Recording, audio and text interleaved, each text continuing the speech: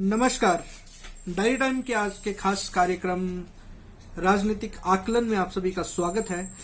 और आज हम डायरी टाइम के माध्यम से आपको बताएंगे कि अभी हाल में ही में संपन्न हुए नगर निकाय चुनावों में दोनों दलों की जो परिस्थितियां हैं वो कैसी हैं, किन दिग्गजों की साख जो थी वो दांव पे लगी हुई थी और कौन से दिग्गज हैं जो अपनी साख बचाने में कामयाब रहे हैं।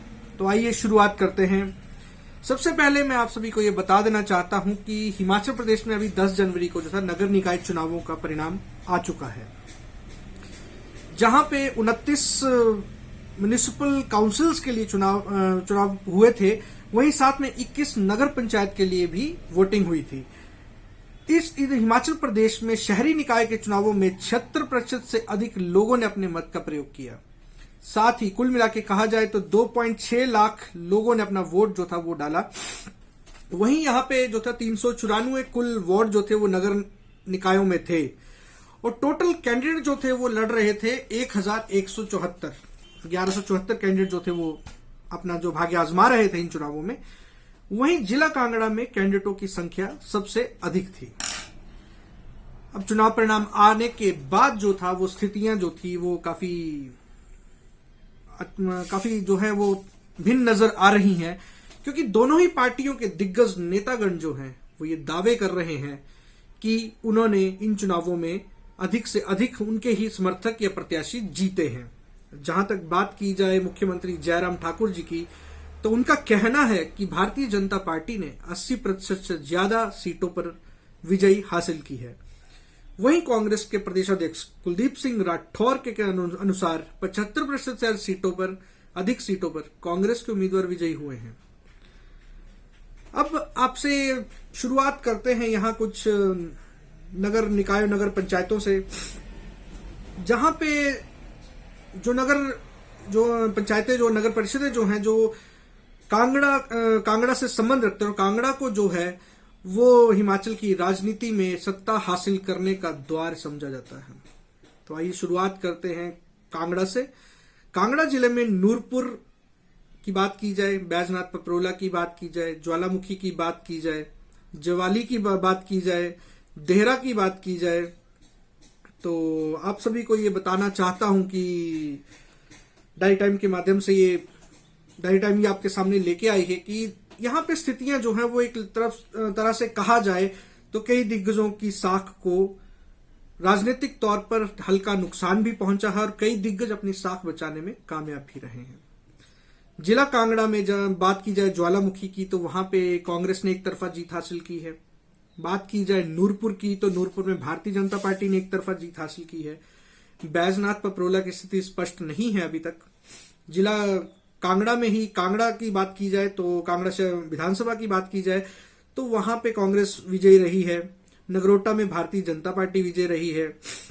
वहीं देहरा में भारतीय जनता पार्टी विजयी रही है। ज्वाली में कांग्रेस ने बहुत अच्छा प्रदर्शन किया है और इसी तरह विभिन्न स्थानों पर जो था दिग्गज अपनी साख बचाने में कामयाब भी रहे हैं और कुछ दिग्गजों की राजनीतिक साख को नुकसान भी हुआ है।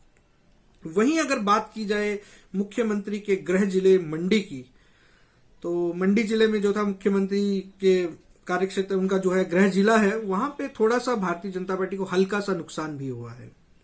सोलन की बात की जाए अगर, तो सोलन में मुख्यमंत्री जो रहे हैं पूर्व में हिमाचल के वीरभद्र सिंह, तो उनका विधानसभा क्षेत्र है अर्की और पूरे ही सोलन जिला की बात की जाए तो वहां पे कांग्रेस अपनी साख बचाने में कामयाब रही है।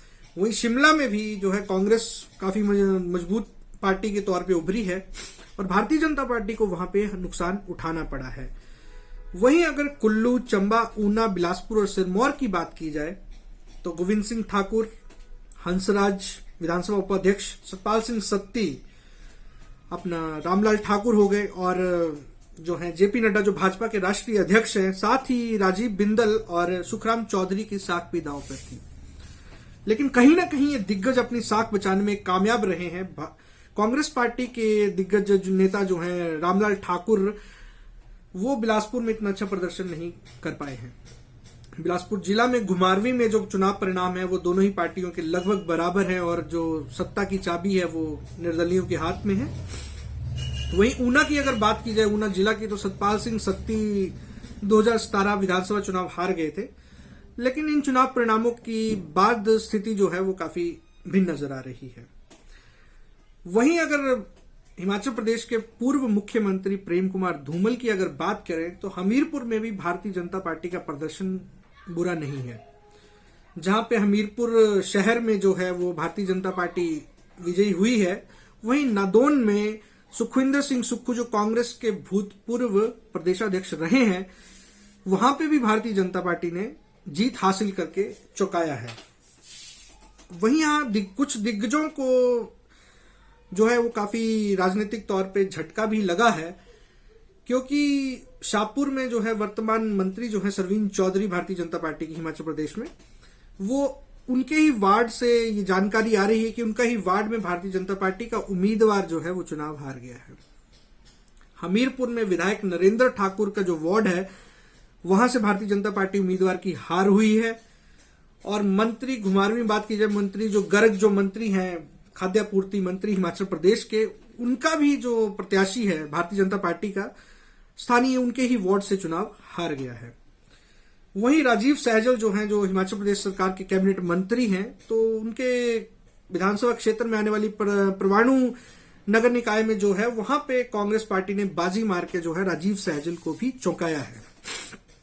अगर अब यहां पे हम बात करते हैं कि इन सब चुनाव नतीजों का 2022 विधानसभा चुनावों के लिए क्या असर रहने वाला है, तो देखिए यहां पे जो हमने किया है, हमने जो अवलोकन किया है, जो हमारा आकलन है डायरी टाइम्स का, कि 2022 के चुनाव दोनों ही पार्टियों के लिए, अगर शहरी निकायों के चुनाव परिणामों की बात की जाए तो कोई आसान रास्ता नहीं है दोनों ही पार्टियों के लिए। मतदाताओं ने इस बार, हमने खुद भी शिमला में, नूरपुर में और कुछ स्थानीय क्षेत्रों में और जगह जाके भी हमने स्वयं डायरी टाइम्स की टीम ने जाके वहां पे अवलोकन किया था और स्थिति का जायजा लिया था, काफी लोगों से चर्चा भी करी थी। तो लोग जो है वो एक तो विकास कार्यों को प्राथमिकता दे रहे थे, साथ में जो थे प्रत्याशियों के व्यवहार को भी खासकर जो थे भाव दे रहे थे कि अगर किसी प्रत्याशी का व्यवहार अच्छा है, जनता के साथ उसका जुड़ाव है, तो उसको भी वो मत देंगे, इस तरह का था रहा है। लेकिन 2022 में होने वाले विधानसभा चुनाव दोनों ही पार्टियों के लिए आसान रास्ता नहीं है। ये फिर से एक बार जो है मैं कह रहा हूं, डायरी टाइम्स का ये अवलोकन है। 2022 में अप्रत्याशित चुनाव नतीजे आ सकते हैं। कई दिग्गजों के वार्डों में इस तरह के उनके प्रत्याशियों की हार, और कई दिग्गजों के ही क्षेत्रों में उनकी ही पार्टियों के उम्मीदवारों की हारों ने जो है, दोनों ही पार्टियों के दिग्गजों के जो है कई प्रत्याशी चुनाव हारे हैं, और कई दोनों ही पार्टियों के नेताओं के हाथ से जो है नगर पंचायत, नगर परिषद छिटक गई है। तो अगर उसको स्थिति को देखा जाए तो ये स्थिति जो है ये 2022 के चुनावों में अप्रत्याशित चुनाव नतीजे आने की पूरी संभावना है। 2022 में ये भी हो सकता है कि कुछ दिग्गज जो हैं वो चुनाव में शायद उतना अच्छा प्रदर्शन ना कर पाए। अगर नगर निकाय चुनावों की बात की जाए, अभी पंचायत चुनाव, बीडीसी चुनाव, जिला परिषद चुनाव जो है वो होने जा रहे हैं, उसके बाद ही असली स्थिति का पता चलेगा कि ग्रामीण क्षेत्रों में दोनों पार्टियों का प्रदर्शन कैसा रहता है। कई स्थानों पर लोगों ने जो है वो प्रत्याशियों की, पार्टी प्रत्याशियों की जगह जो था निर्दलीयों को साथ देना ज्यादा पसंद किया है। तो ये भी जो है ये काफी चौंकाने वाली बात है। और इसको अगर स्थिति को देखा जाए तो काफी जो है 2022 के चुनावों की एक जमीन जो है वो दिखती है। अभी से अगर देखा जाए, आकलन ये हो सकता है कि काफी बराबरी का मुकाबला रहने वाला है। सत्ता की चाबी जो है वो कुछ सीटों से परिणाम जो है वो निकल सकता है। कौन प्रदेश का अगला मुख्यमंत्री बनेगा 2022 में, कौन सी पार्टी सत्तासीन होगी, अगर शहरी निकायों की बात की जाए पर चुनाव परिणामों की, तो ये काफी चौंकाने वाले नतीजे हो सकते हैं। डायरी टाइम्स का ये आज एक छोटा सा आकलन था शहरी निकाय के चुनावों के ऊपर। जल्द ही हम शहरी निकायों में एक एक करके शुरुआत करेंगे। जो जितनी भी शहरी निकाय रही हैं, तो हमारा अगला अंक जो कल आप देखेंगे, तो कल आप हमारे इसमें देखेंगे नूरपुर विधानसभा के अंदर आने वाले निकाय चुनावों के परिणामों के ऊपर एक अवलोकन रहेगा। आज ये ओवरऑल हिमाचल का एक छोटा सा आकलन जो था डायरी टाइम्स के माध्यम से देने की कोशिश की है। तो कल हम पेश होंगे जिला कांगड़ा, जहां से सत्ता जो है हिमाचल प्रदेश की राजनीतिक सत्ता का मुख्य द्वार माना जाता है, तो वहां के महत्वपूर्ण क्षेत्र नूरपुर विधानसभा के नगर निकाय चुनावों में किस पार्टी का क्या रहा और उसका क्या कांगड़ा की राजनीति पर असर होगा, तो उसको लेकर हम कल शुरुआत करेंगे अपने कार्यक्रम की। तो डायरी टाइम्स के साथ जुड़े रहने के लिए आप सभी का धन्यवाद और ये हमारा आकलन आप जरूर देखें। धन्यवाद।